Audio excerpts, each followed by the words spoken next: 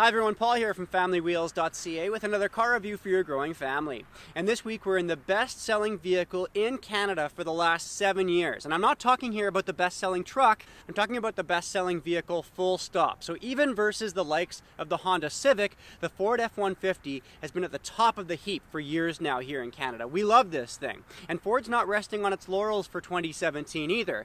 We have a new 10-speed automatic transmission which is available. That's what we've got here in our tester this week. We also have some improvements to this 3.5-liter EcoBoost engine that we've got in our tester as well. It's quieter at idle, it has 10 more horsepower, yet it's also, when it's married with this 10-speed automatic, meant to be a bit more efficient. Now we're on a 2,000-kilometer road trip with my family here this week, all through British Columbia, so let's hop on board this thing and see if it is better than ever, and if this F-150 truly is king of the road.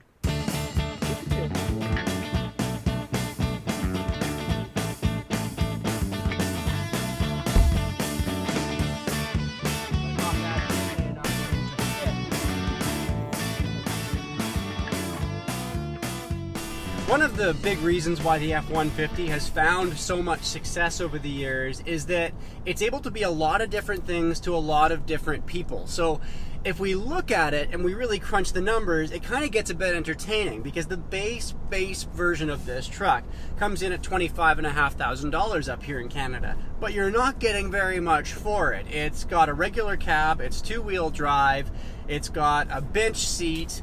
It's not going to be a particularly comfortable vehicle. It's very much a work-focused truck. What's really funny though is that you could actually buy 3 of those base F-150s for the price of the vehicle that we're driving around here this week.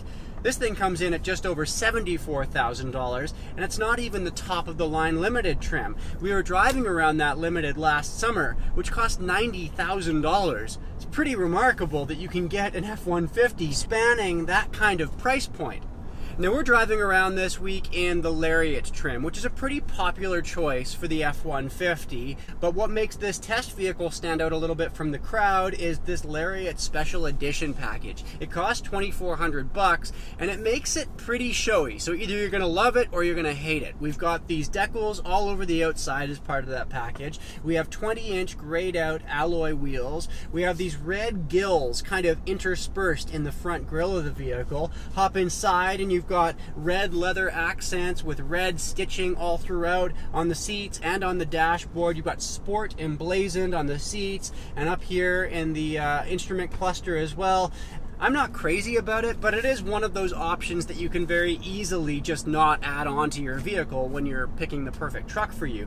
And that's the thing with this vehicle, is that we have a lot of additions thrown into this truck as I'm testing it here this week. We have a $1,750 twin panel moonroof on this vehicle, a $1,500 adaptive cruise control system, $550 buys you the active park assist system, which means that this truck will parallel park itself if you're just not up to the task. You have a $1,250 technology package on this truck with a 360-degree wraparound camera, the $950 towing package. We also have the $570 optional power side tow mirrors that can slide out and extend or pop in when you're getting into a tight parking spot without ever getting out of the vehicle. That's kind of handy, but you see what I mean here. The price climbs quickly. We have over $18,000 of options on board this vehicle that we're testing here this week. But compare this to that limited truck that we were driving around last year, it's still $16,000 cheaper than that truck. And aside from massaging seats and eucalyptus wood inlay, I really can't notice that much that's that different in this truck versus that limited trim. I just don't see the value in that vehicle. If it were my money, I would probably look at the XLT trim, which is the most popular trim in this vehicle. If you spec'd it out fairly similar to this vehicle with a Super Crew cab, a 3.5-liter EcoBoost engine like we have here on this truck, that 10-speed automatic transmission, a 5.5-foot box, a lot of really similar equipment, you can get into one of those XLT trims with all of that equipment on board and a few less bells and whistles, that's for sure, but you can still get into that truck for about $40,000, and that's probably the way that I would go for the more basic version of this vehicle that still gives you the same, functionality as what we see here in this vehicle.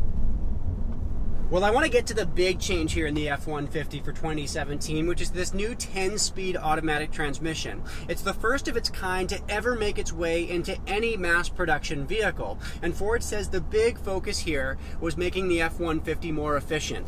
So we've got 3 overdrive gears, which mean when you get at the highway speed, they're going to be cruising along with lower revs. That's going to improve your fuel efficiency. We also have lighter alloys keeping the weight down in this transmission. And they've also added some very clever new algorithms which are constantly monitoring your driving conditions. So whether you're cruising along at high speeds on highways, whether you're off-roading, whether you're towing with this thing, it's going to be changing the way that it shifts and drives in order to adjust to that kind of environment.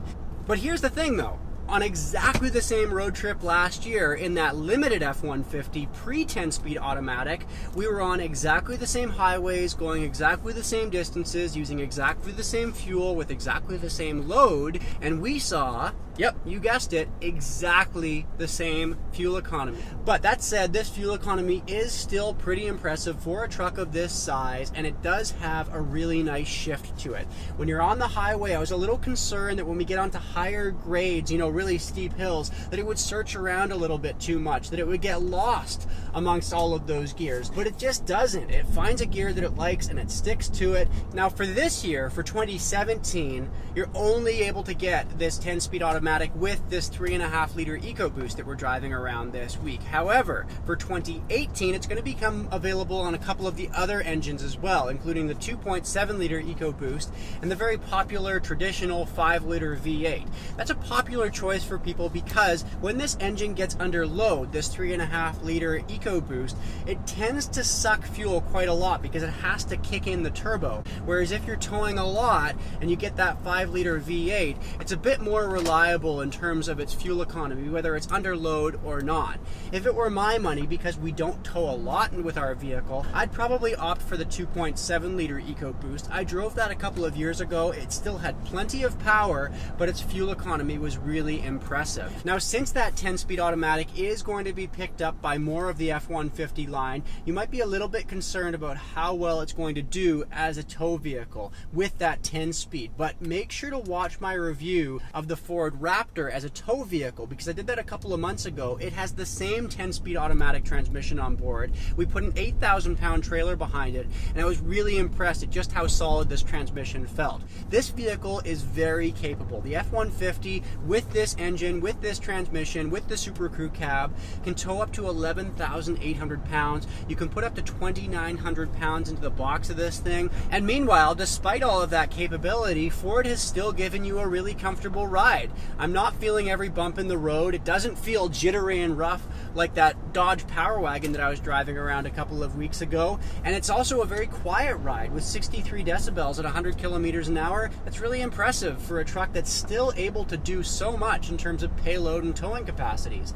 Here on the interior, I like the layout too. Ford has done a really good job of putting all of the switchware exactly where you'd expect it. It's nice and straightforward with a nice mix of physical buttons and also a touch screen here, which is very easy to navigate through. We've got this great home screen, which I've talked about before, in the Sync 3 infotainment system, which gives you a lot of information in one stop. But the big issue that I've got in this truck has got to be a lot of these cheap plastics. When we look at this compared to the GMC Sierra, the Nissan Titan, I just think that it feels much cheaper as a result of all of these tacky feeling plastics. It just doesn't quite cut the mustard when you're looking at a $75,000 price tag like we've got in our tester here this week.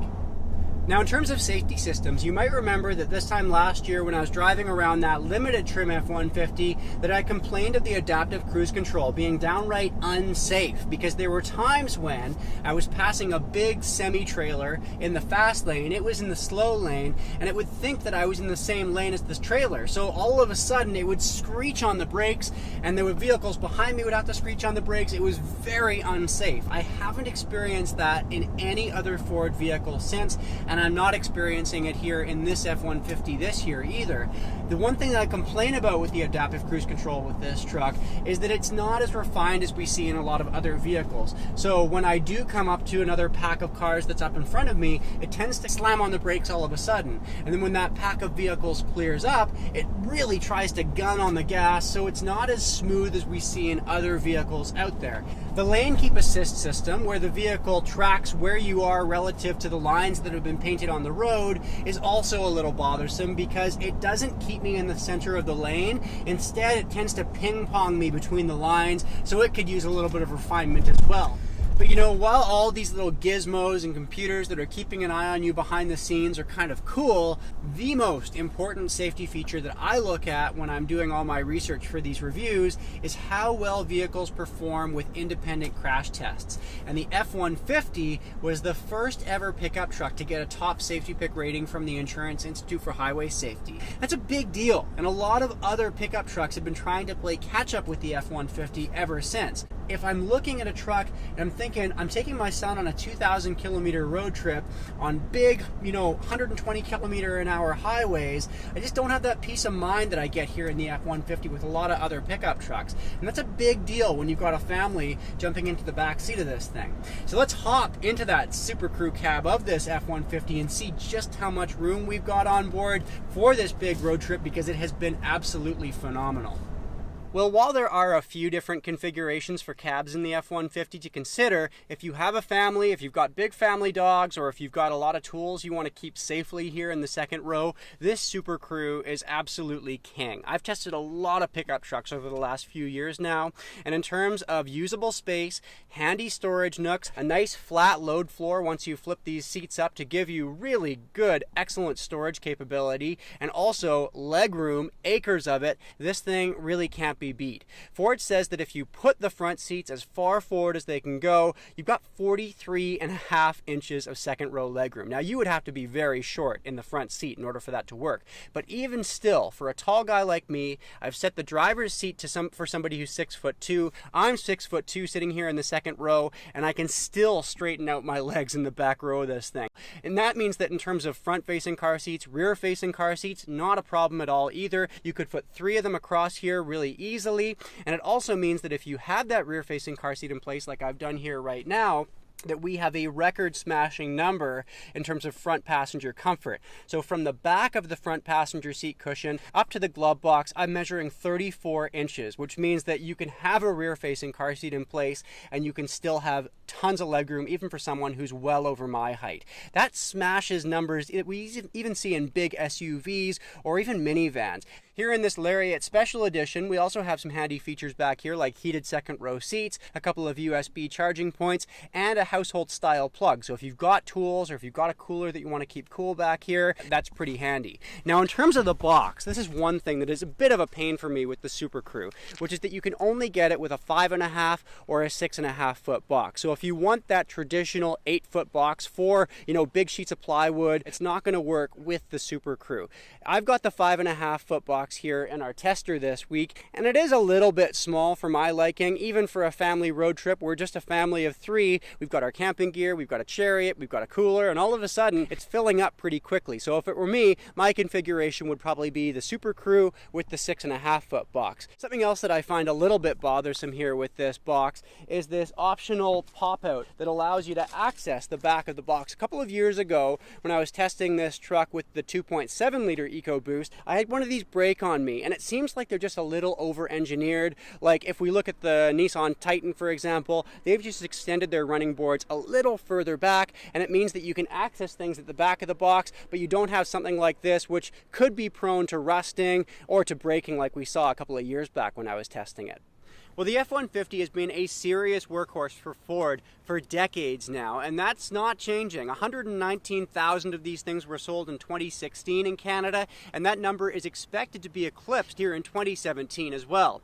Of course, this vehicle is constantly being tweaked, so for 2018, expect to have some improvements to its looks. We have a smaller 3.3-liter V6 being offered on board the most basic version of this truck. Also, that 10-speed automatic transmission is going to be offered on more of the engine options that are available to you in the F-150. My one word of advice with this vehicle is really be careful with the options. Really keep in mind what is important to you with this vehicle, because there are a lot of them to wade through, a lot of them to consider, and it's kind of like an ice cream sundae at an all-you-can-eat buffet. It's very easy to get carried away with this truck, and all of a sudden, you've kind of got a few too many sprinkles than you really actually need. Case in point is this tester that we've got here this week. There are just a few things that personally I would forego. But of course, that's going to be something that's very much a personal preference thing. I'd like to know what your thoughts are on this 2017 F-150. Maybe you're waiting for the 2018. Maybe you've had a chance to try out this 10-speed automatic transmission for yourself. Let us know what you think. You can leave a comment below. Please subscribe while you're at it, and then check out familywheels.ca for all of our car reviews from over the years. We now have over 2 million views on the channel as of this week, so thank you for all your support over the last couple of years. We'll be back in Calgary after this road trip. Starting next week, we'll have another review for you. Make sure to check back in, and we'll see you in about 7 days.